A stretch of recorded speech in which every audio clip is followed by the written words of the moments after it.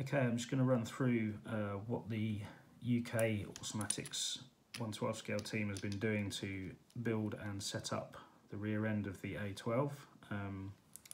As you will know, if you've got one of these cars or seen it, it's quite unusual in its design. It's different in a lot of ways to conventional 112 scale cars, or certainly designs that we've seen prevalent in the last 10 to 15 years.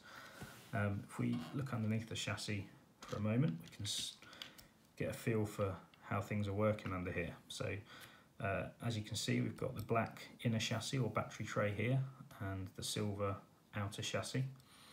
Now these two chassis are connected using the two pivots that are towards the front of the car here. We recommend you use the SCS pivot in this pivot here. It just means that you don't have to check it, set it, rebuild it quite so often. It's kind of a fit and forget feature. All you'll have to do is clean it really, and you can continue to use the kit standard one in the front. That's not quite as critical. So what these two pivots do is basically create a roll axis in the car. So as you can see, the outer chassis can roll relative to the inner chassis like that. So that's very much like a T-bar car would have been for anyone who has been racing 12 scale long enough to remember what a T-bar car was. It's a very similar design in principle. The difference being that on a T-bar car, the roll stiffness was controlled by the thickness or the stiffness of the T-bar itself, whereas on this car, the roll stiffness is still controlled by side springs that you should be familiar with from more conventional car designs. The bump stiffness of the car is controlled very similarly to how a T-bar car used to be. So the outer chassis here, you've effectively got two rails going along the outer chassis. They behave like leaf springs essentially. So with the screw in the side rail here, we're essentially creating a pivot point about which the pod will pivot, and it's the flex in this side rail behaving like a leaf spring that gives you your bump stiffness. So with that in mind, we found a good base setting for the car is to run this screw in the most forward hole in the side rail. As you move it back to more rearward holes, you're basically shortening the leaf spring, so that will make it stiffer. So if you want more bump stiffness, or to get the same effect as running a stiffer spring in the centre shock of a conventional car, if you move this screw backwards, you'll stiffen the bump of the car. What we do also do is use preload on this screw to actually set the ride height of the inner chassis. So as standard, the kit will tell you to use grub screws in these side rails. We've actually found it easier and more consistent to use an M3x6 button head screw with an arrangement of washers or shims underneath the head. And what that means is you can basically settle on a shim thickness for the screw and then tighten it all the way down. So as I tighten this, you'll see the middle of the inner chassis will raise up slightly because we're adding preload to this outer chassis. So if I tighten that down,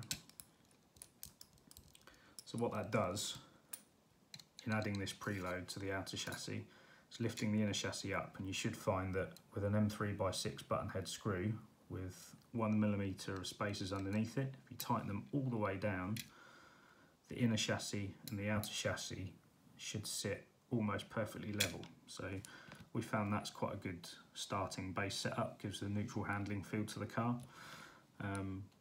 If you reduce the thickness of this spacer, so essentially add more preload to the outer chassis, what you'll be doing is lifting up the inner chassis relative to the outer chassis. So what we know as your damper ride height will be higher than your rear ride height. We found the effect of doing that to be that the car becomes more responsive, more aggressive, generally has more steering, but in doing that you'll also be relying more on the grip and traction provided by the rear tyres. So generally we think an M3x6 with a 1mm spacer here gives, in the forward hull, gives a pretty neutral, nice base setting, and you can go from there in adjusting the car.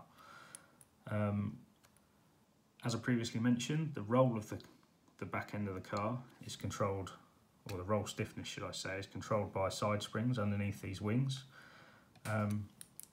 As standard, the kit will tell you to build the car with 4mm of spacers under these side wings. We found that lifting these side wings up by 1mm, so we've got a 5mm spacer under here, that allows the side spring to just touch down on the outer chassis with the rail settings I've just described, which we think is a good place to start. In our experience, if you've got preload on your side springs, it makes the car very twitchy, unpredictable, difficult to drive. So you want to set the side springs so they're just touching on the outer chassis if you can, and the easiest way to do that, we found, is to run 5mm of spacers under the wings, and then on your side rails the base setting should be M3x6 button head, 1mm of spacers, tightened all the way down into the forward hull. Once you've done all this setup work and got the car as you like it, or as you want it to be, it's also important to check the droop of the car. So the droop is set using this set screw in the rear damper here, and this effectively acts as a droop stop against the bar that goes across the front of the pod. It's actually quite difficult to measure the droop because unless you've got a special tool, you can't get into the inner chassis to measure the ride height change when the car goes into droop. So we've actually found that we're running quite a small amount of droop on the back of the car. So the easiest way to set it really is to just set the car up on your setup board, ready to race with tyres, battery, everything fitted. Just lift up the side wings here, and if you listen carefully, you should just hear a tapping noise, and that is the droop screw just touching on the crossbar as I lift the inner chassis up. So I think that's roughly 0.5mm of droop on the rear end. And with the settings I previously described, if we measure the depth of this droop screw, if you're using the one that is supplied in the kit, you can measure this depth, and this is the value you'll see specified on setup sheets for the car.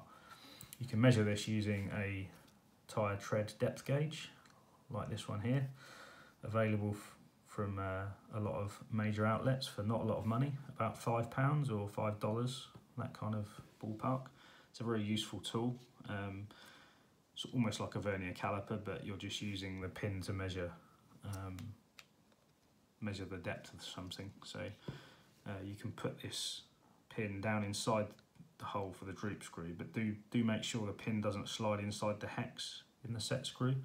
So if you pull the pin against the side of the hole, you should be able to find the edge of the set screw, and it's just that top edge that you want to measure relative to the bottom of this damper here. So if I measure this, as you can see, 2.11, so about 2.1mm. So if you set this set screw depth to 2.1mm with the settings I previously described for the side rails and the wings, you should get about 0.5mm of droop on the car, and that's a pretty good base setting. So go with that, see how the car drives and adjust from there.